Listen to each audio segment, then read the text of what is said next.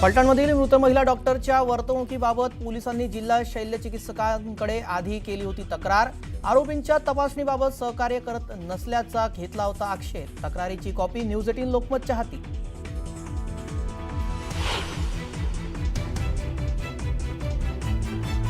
मंत्री मुरलीधर मोहोळांवर केंद्रीय नेतृत्वाची नाराजी। पुण्यातील जैन बोर्डिंग गैरव्यवहार प्रकरणी विरोधकांकडून आरोप होत असल्याने शेष्टी नाराज। सूत्रांची न्यूज 18 लोकमतला माहिती।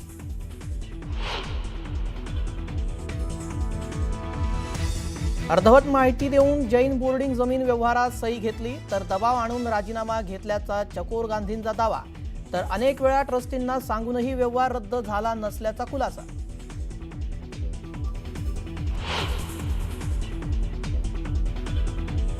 महायुतीच्या तिन्ही नेत्यांसोबत अमित शहा करणार चर्चा। आगामी निवडणुकांच्या तयारीचा देखील घेणार आढावा। सूत्रांची माहिती।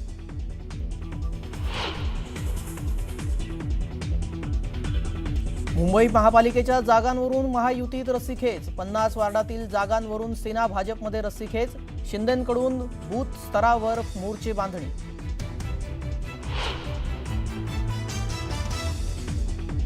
सर्वसामान्य मतदारांचा रोष 1 नोव्हेंबरच्या सत्याच्या मोर्चात दिसू द्या। राज ठाकरेंनी मनसे पदाधिकाऱ्यांना दिले आदेश। तर निवडणूक आयोगाचा भोंगळ कारभार पारदर्शकपणे मांडण्याच्या दिल्या सूचना।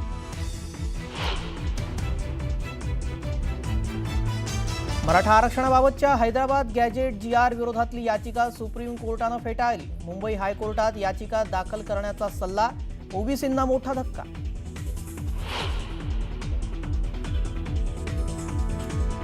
उद्धव ठाकरे 5 ते 8 नोव्हेंबर दरम्यान मराठवाडा दौऱ्यावर। नुकसानग्रस्त शेतकऱ्यांना सरकारकडून मदत मिळाली की नाही याचा घेणार आढावा।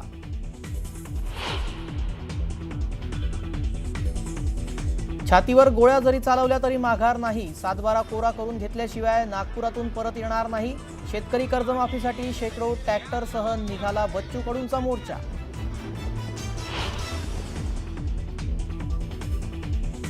येवल्यातील पुणे इंदोर महामार्गावर शेतकऱ्यांचा रास्ता रोको। कांद्याला योग्य भाव देण्यासह खतांच्या किमती कमी करण्याची केली मागणी। पोलिसांकडून आंदोलकांची धरपकड।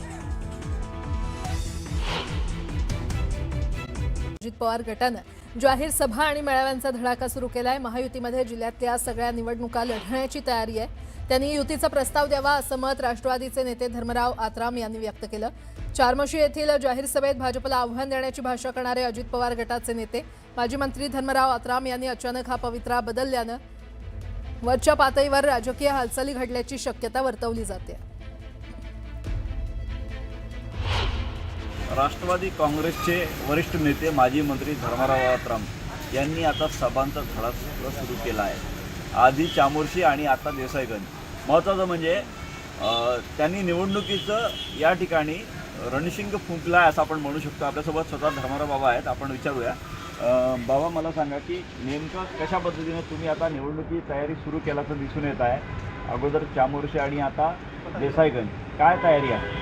तयारी काहीच नाही। आता महत्त्वाचं म्हणजे मी प्रत्येक विधानसभा क्षेत्रामध्ये जाऊन सभा घेतो आणि त्या दृष्टीने गडचिरोली विधानसभामध्ये चामोर्शीला झाला। आता आज आपण इथे वडसा देसाईगंजमध्ये आपण सभा घेतो आणि त्याच्यामध्ये एकच आहे की आपल्याला काय परिस्थिती आहे त्या परिस्थिती जाणून घेतला पाहिजे। महायुती करायचा असा प्रकारचं मी आज आपल्या भाषणामध्ये सांगितलं की आपण कुठेतरी समोरचा पक्षाने बोललाच पाहिजे तरच महायुती होऊ शकते। आणि तीन पक्ष आहेत, 3 पक्षाचा महायुती आहे। त्या दृष्टिकोनातून त्यांना सुद्धा आपण सांगितलं की महायुती म्हणून आपल्याला लढण्याची तयारी आहे, परंतु कोणीतरी येऊन आपल्याशी बोललं तर आपण बोलू पुढे। आधी तुम्ही स्वबळाची भाषा केली होती की 51 जागा जिल्हा परिषदेच्या लढणार आणि आता आज महायुतीचा हा विषय आलेला आहे। नेमकं काय होतं? नेमकं काहीच नाही। 51 जागा ह्याच्याकरता मी सांगितलं की 51 जागामध्ये आमचे उमेदवार तयार आहेत, कार्यकर्ता तयार आहेत, परंतु युती धर्म पाळला पाहिजे हा तिन्ही बाजूनी झाला पाहिजे। त्या दृष्टिकोनातून सगळ्यांचं मत हेच आहे की वरिष्ठ नेत्यांचं की आपण युती म्हणून पहिले आपण पाहायचं। युती होत असेल तर तिथे युती करायचं, युती होत नसेल तर मग मैत्रीपूर्ण लढायचं असं। म्हणजे भाजपकडून युतीचा प्रस्ताव येईल का याची आपण वाट बघत आहात? नाही, आता आमची तयारी 51 जागाचं झालेली आहे, परंतु जर महायुती होत असेल तर किती जागा सोडायचा, काय सोडायचा, कसा करायचा, काय करायचा निर्णय घेण्यामध्ये आता आम्ही त्या दृष्टीने निर्णय घेऊ. 3 नगर परिषदांच्या निवडणुका अगोदर आहेत, आरमोरी, देसाईगंज, गडचिरोली. त्या ठिकाणी आता तुम्ही जिल्हा परिषदेचं गणित सांगितलं, नगर परिषदेमध्ये काय गणित राहील? नगर परिषदेमध्ये गणित तेच राहणार आहे की महायुतीचंच अध्यक्ष असेल. एकूणच राजकीय गणित काय असू शकते आता धर्माराव यांनी स्पष्ट केलेलं आहे. त्यामुळे येणाऱ्या काळात भाजप आणि शिंदे गटाची काय भूमिका राहील त्यावर सगळं गणित अवलंबून राहणार आहे. महेश तिवारी, न्यूज 18 लोकमत, गडचिरोली. बातमीपत्राला आता सुरुवात करूयात. धाराशिव शहरातील 140 कोटींच्या रस्त्याच्या मंजुरीचा वाद हा चांगलाच पेटलाय. रस्त्याच्या कामाला 18 महिने उशीर का झाला, एकच आदेश 2 वेळा का दिले, या प्रकरणाची SIT चौकशी करण्यात यावी अशी मागणी खासदार निंबाळकर यांनी केली. त्यावर राणा पाटलांनी पलटवार केलाय. विरोधक नुसते आरोप करतात, त्यांची काय लायकी आहे असा टोला त्यांनी लगावलाय. त्यालाच ओमराजे निंबाळकरांनी प्रत्युत्तर दिलंय. शरद पवारांना धोका देणाऱ्यांनी लायकीची भाषा करू नये असं प्रत्युत्तर निंबाळकरांनी दिलंय. विरोधकांनी त्यांचं म्हणणं लेखी द्यावं आणि संबंधित प्रशासन त्यांना लेखी उत्तर देईल. उगा हवेत काही म्हणजे गोळा मारण्यात काही पॉईंट नाही. आणि विरोधक काय लायकीचे तुम्हाला माहिती आहे, उगा कशाला त्यांच्याकडे जाता. नार्को टेस्टची त्यांना बरीच माहिती दिसते. त्यांच्याशी एकदा 1 to 1 करू आपण, तुम्ही या. लायकी तपासायची कसं असते, नुसत्या पैशावर लायकी नसते. लोकांचं शोषण करून धाराशिवचं शासकीय महाविद्यालय नेरूळला नेऊन तेरणा ट्रस्ट हडप करून गोरगरीब सभासदाचा पैसा हाणून जी संपत्ती कमावली आहे त्या संपत्तीच्या जोरावर लायकी मोजत नसते. लायकी मोजण्याची माणसाचं कर्तृत्व असते, माणसाचं वागणं असते. आणि त्याच्या बाबतीत मला आपल्याला एवढंच सांगायचंय की ज्या शरद पवारांनी ह्यांना कायम 40 वर्ष महाराष्ट्राच्या मंत्रिमंडळात मंत्री ठेवलं, त्या शरद पवार साहेबांची सत्ता गेल्याच्या नंतर एका रात्रीत हे कमळाबाईकडे पळालेलं माणूस आहे. आणि त्याच्या विरुद्ध आम्ही उद्धवजी ठाकरे साहेबांनी आम्हाला आमदार आणि खासदार म्हणूनच संधी दिली, पण संकटाच्या संघर्षाच्या काळात आम्ही उद्धवजींना त्या ठिकाणी अंतर दिलं नाही. आम्ही संघर्ष करत उद्धवजींच्या बरोबर आहेत. एक महत्त्वाची बातमी बघणार आहोत. सर्वसामान्य मतदारांचा रोष 1 नोव्हेंबरच्या सत्याच्या मोर्चामध्ये दिसू द्या असं राज ठाकरेंनी म्हटलंय. तसे आदेशच राज ठाकरेंनी दिलेले आहेत. सर्वसामान्य मतदारांचा जो रोष आहे तो 1 नोव्हेंबरच्या सत्याच्या मोर्चामध्ये दिसू द्या असा आदेश दिलाय राज ठाकरेंनी. मनसे पदाधिकाऱ्यांना हा आदेश दिलेला आहे. निवडणूक आयोगाचा भोंगळ कारभार पारदर्शकपणे तरुणांसमोर मांडा. निवडणूक आयोगाच्या चुकीच्या कार्यप्रणालीबाबत प्रेझेंटेशनच्या माध्यमातून जास्तीत जास्त लोकांपर्यंत पोहोचा असं राज ठाकरेंनी कार्यकर्त्यांना सांगितलेलं आहे. आपल्याबरोबर दूरध्वनीवरून आहेत संकेत वरक, आमचे प्रतिनिधी आहेत, त्यांच्याशी बोलणार आहोत. संकेत, काय अधिक माहिती? खरं तर आज राज ठाकरेंनी आपल्या शिवतीर्थ या निवासस्थानी पदाधिकाऱ्यांची बैठक बोलवली होती आणि 1 नोव्हेंबरला जो मोर्चा होणार आहे मतदार याद्यांबाबत त्या संदर्भात ही बैठक होती. या बैठकीत राज ठाकरेंनी पदाधिकाऱ्यांना काही आदेश दिलेत. तो म्हणजे सर्वसामान्य नागरिकांचा जो रोष आहे तो या मोर्चात दिसला पाहिजे असं राज ठाकरे म्हणालेत. काही महिन्यांपूर्वी जर आपल्याला आठवत असेल राहुल गांधींनी प्रेझेंटेशन केलं होतं वोट चोरी संदर्भात.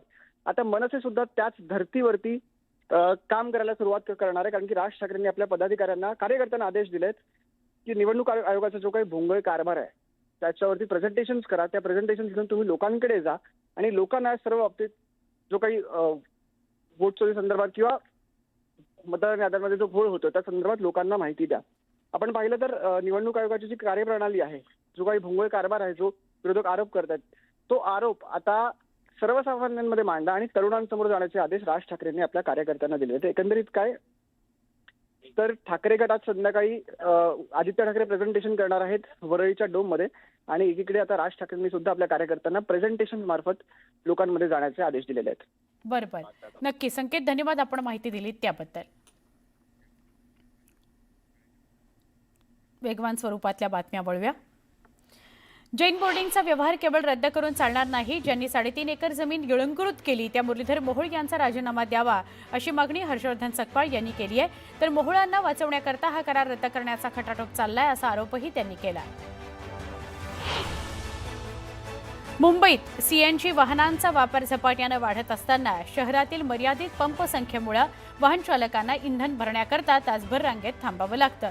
सध्या महानगर गॅस लिमिटेडचे केवळ 385 CNG पंप मुंबई शहर आणि उपनगरामध्ये कार्यरत आहेत. वाढत्या मागणीमुळे हे पंप आता अपुरे पडू लागले, त्यामुळे वाहन चालक त्रस्त आहेत. दिवाळीतल्या फटाक्यांमुळे वायू प्रदूषणाचा प्रश्न गंभीर होतो. यंदाही कासारवडवली एअर मॉनिटरिंग स्टेशनच्या ऑक्टोबर 2025च्या हवा गुणवत्तेच्या अहवालातून हे स्पष्ट झालंय. या अहवालानुसार महिन्याच्या सुरुवातीला हवा चांगली ते समाधानकारक होती, परंतु 10 ते 22 ऑक्टोबर दरम्यान हवेची गुणवत्ता मध्यम प्रदूषित श्रेणीमध्ये घसरली आहे. देशात यापुढे क्रिप्टोकरन्सी मालमत्ता मानली जाणार आहे. भारतीय कायद्यानुसार क्रिप्टोकरन्सी ही एक मालमत्ता आहे, त्यावर मालकी हक्काचा दावा केला जाऊ शकतो, असा ऐतिहासिक निकाल मद्रास उच्च न्यायालयानं दिला आहे. पोलीस अधिकारी आत्ताच भेटले की साहेब आम्ही ह्या इथनं शिकून गेलोय, ह्या इथनं आम्ही मोठे झालोय. अशी अनेक कुटुंब या संस्थेतून मोठी झालेली आहेत. आणि आपण म्हणतो की चोरी करणाऱ्यापेक्षा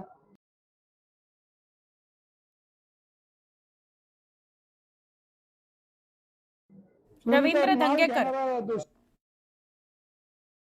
धंगेकर हे मंदिरात जाऊन भेटून आले, दर्शन घेऊन आले आणि त्यानंतर पत्रकार परिषद घेत आहेत. कोणी चोरी केली त्यापेक्षा चोरीचा माल घेणारा दोषी असतो. आता रिकव्हरी झालेली आहे, रिकव्हरी आता होईल. आता फक्त सजा कोणाला करायची त्याची विनंती आम्ही देवेंद्र फडणवीस साहेबांना करू, कारण महाराष्ट्र राज्य त्यांच्या हातात आहे. जे ह्या चोरीमध्ये होते त्यांना काय काय शासन करायचं. दुसरा अंक आता संपन्न आणि तिसऱ्या अंकात मला तर बोलायचं आहे, पण ते आज बोलणार नाही. मला महाराजांनी जो उपदेश दिले, जे सूचना केल्या, त्यांचा मी आदर ठेवलाय. नाहीतर रवी धंगेकर हा ठरलेलं आंदोलन कधी बंद करत नाही. एका स्वामींनी जेव्हा उपदेश केला त्यामुळं आणि त्यांची तडफड बघून 1 तारखेला मी त्यांच्याबरोबर जे ते सांगतील त्या आंदोलनात मी बसणार आहे. आपण आणि प्रामुख्यानं म्हणजे आता तुम्ही हे सगळी जी प्रसार माध्यम आहे यांनी हा आवाज उठवलाय आणि आम्हाला ताकद 2 वाजेवर मला उठवत होता, म्हणून तुमच्या मनापासून आभार का मानतो. तर एक जलंत कार्यकर्त्याला तुम्ही ताकद दिली आणि त्याला झोपून नाही दिला, आणि ते झोपून नाही दिल्यामुळे हे सगळं समाजाला परत मिळतं. ह्याला पूर्णपणे हे प्रसार माध्यमांची ताकद आहे. आणि ज्या वेळेला प्रसार माध्यम उतरतं तेव्हा देशातल्या दिल्लीत बी तो आवाज जातो. तो आवाज दिल्लीत गेलेला आणि दिल्लीतला आवाज खाली आलेला आहे आणि त्यामुळे लगेच मेल पोहोचलेला आहे. माल चोरी करणारा दोषी तुम्ही म्हणलं, इथं पण दोषीच आहे. विश्वस्तांकडनं अजून पत्र आलेलं नाही, त्यामुळे विश्वस्तांनी सुद्धा या व्यवहारात आता याच्यामध्ये साहेब यांनी बी हा मुद्दा घेतलेला आहे आणि त्यामुळे आता याच्या पुढे कुठली ताकद. एकदा जर गृह खात्याचे आमचे मंत्री देवेंद्र फडणवीसांनी पुणे कमिशनरला एक फोन केला तर 5व्या मिनिटाला सगळे संचालक इथं उभे राहतील लाईने. ही सगळी यंत्रणा आपल्या जवळ आहे, म्हणून देवेंद्र फडणवीस साहेबांचे बी मनापासून आभार मानतो मी. संचालक इथं पळत येतील फक्त एक फोन केला तर. काय त्याच्यामध्ये आता मला शंका वाटत नाही, पण मला शिंदे साहेबांनी सांगितलंय नाही ना आता कोणी घेऊ नका. आता घेतला घेणाऱ्यांनी त्यांनी आता कोणी घेऊ नये आणि तेवढी काळजी त्यांनी स्वतःची करावी. आता पुढचं काय आपल्या जीवनात काय होणार आहे ते आता त्यांनी त्यांच्या जीवनाची काळजी करावी. कारण जे स्वप्न 4000 कोटीतलं इथलं बघितलं होतं त्यातले किती आपल्यापर्यंत पोहोचणार आहे हे स्वप्न त्यांच्या धुळीस मिळले. पण आता मला त्यांच्यावर बोलायचं नाही, कारण शिंदे साहेबांनी काल सांगितलं की हा तोडगा निघणार आहे. पण माझं युद्ध हे संपलेलं नाहीये. वाईट प्रवृत्तीच्या विरुद्ध मी लढणार आणि चुकीची लोक कुठल्याही पक्षात असू तर त्याच्याबद्दल मला जे पुणेकर आवाज देतील त्या पद्धतीने करणार आहे. आता माझा मोर्चा थोड्या दिवसांनी लोकमान्य नगरमध्ये पोहोचणार आहे. तुम्हाला विनंती आहे, माझं चुकीचं असेल तर मला तुम्ही हळूच सांगा, पण लोकमान्य नगरमध्ये पोहोचणार आहे. आणि तिथली डेव्हलपमेंट आता कोणी स्वप्न बघितलंय स्वतःसाठी का जनतेसाठी त्याचाही पोलखोल करणार आहे. आज मी तुम्हाला मनापासून धन्यवाद देतो. हा विषय आता बऱ्यापैकी पहिला अंक संपला, दुसऱ्या अंकात आपण पोहोचलोय, तिसरा अंक 1 तारखेपासून चालू आहे. आणि तो पण गायवाल्यांना कुठपर्यंत आणलाय त्याच्या अजून जरा माझं लक्ष नाही, पण गायवाल्यांना कोणी पाठवलं कोणी आणलंय त्याच्यावर माझा अभ्यास चालू आहे.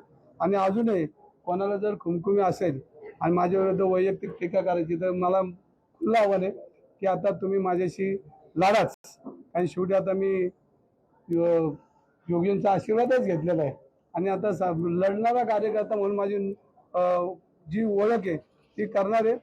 आणि तुम्हाला परत एकदा सांगतो, तुम्हाला परत एकदा धन्यवाद देतो की आपण बोलत राहू आणि बोलता बोलता आपण समाजाच्या हितासाठी जे काम केलं ते मला जे आशीर्वाद दिले ते आशीर्वाद तुम्हाला बी परमेश्वराने दिलेत, कारण पुणेकरांना त्यांनी आशीर्वाद दिलेत. आणि ते जे तळतळून जे बोलत होते परवा की तुम्हाला सत्यानाश हो, तर मी त्यांना परत एकदा उपदेश करणार आहे. ज्यांनी केलं की त्यांच्या कुटुंबांनी काय केलं, त्यांच्या मुलाबाळांनी काय केलं, तर ते तुम्ही जे आशीर्वाद तुम्ही जे शाप दिलाय तो शाप मागे घ्यावा. ते मी 1 तारखेला त्यांच्याशी विनंती करून बोलणार आहे की त्यांच्या कुटुंबांनी काय केलं नाही, हे चोर निघलेत, पण कुटुंबातल्या लोकांनी काय केलं नाही, त्यांची मुलं बाळ जी आहेत ही सुखी राहिली पाहिजे. कारण शेवटी मला माहिती की एखाद्या व्यक्तीवर किती अन्याय कोणी चुकीचा केला असेल तर ते भोगतोय मी सध्या, पण त्याच्यावर आपण नंतर चर्चा करायचीच आहे.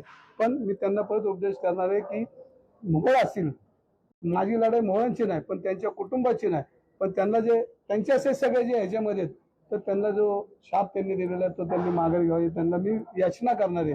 आणि 1 तारखेनंतर तो माझा कार्यक्रम चालू होणार. या प्रकरणातला तुमचा जो आरोप सातत्याने मुरलीधर मोहोळ यांच्यावर होता, तुमच्यातला वाद आता संपलाय. 2 दिवस